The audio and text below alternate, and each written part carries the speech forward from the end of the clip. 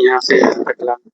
अलीनगर संधि कब हुआ था और किस कारण से हुआ था?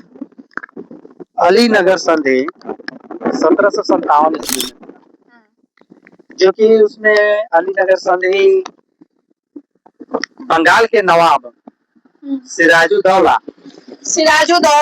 बंगाल के ये जो नवाब थे और ईस्ट इंडिया कंपनी ने अलीनगर समझौता पर हस्ताक्षर किया था।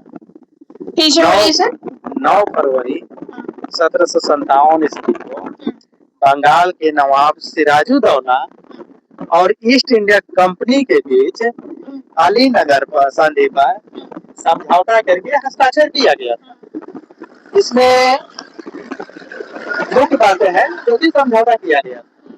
तो फर्स्ट है आपका, इस संधि के तहत शहर की किलेबंदी, जो शहर में किले बंद किया गया था, और सिक्कों की ढलाई की अनुमति दिया गया। यानी कि सिक्का को जो निर्माण किया जाता है तो उसको ढलाई के लिए अनुमति दिया गया और किले बंदी की। और इसने कलकत्ता को उसके सभी अधिकारों को साथ पूर्वी भारतीय संघ को वापस सौंप दिया गया था। मतलब पूर्वी जो हिस्सा था वो संघ को फिर वापस दे दिया गया था अलीनगर समझौता के बाद। दूसरा पॉइंट है आपका, संधि की शर्तें ईस्ट इंडिया कंपनी के पक्ष में थी। जो संधि हुआ था अलीनगर समझौता और बंगाल के नवाब सिराजुद्दौला के बीच, तो जो ईस्ट इंडिया कंपनी और बंगाल के नवाब सिराजुद्दौला के बीच समझौता हुआ, तो उस समझौता में देखा जाए तो ईस्ट इंडिया कंपनी के मतलब उनके फेवर में जो समझौता हुआ था और उनके शक्ति में वृद्धि करता था। अच्छा।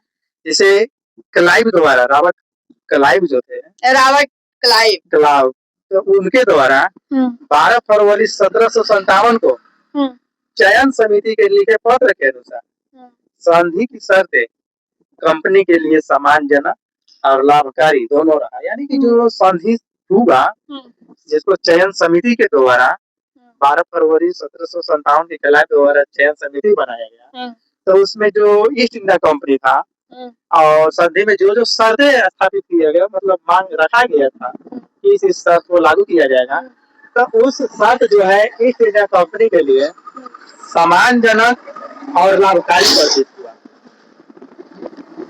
ये तो हो गया।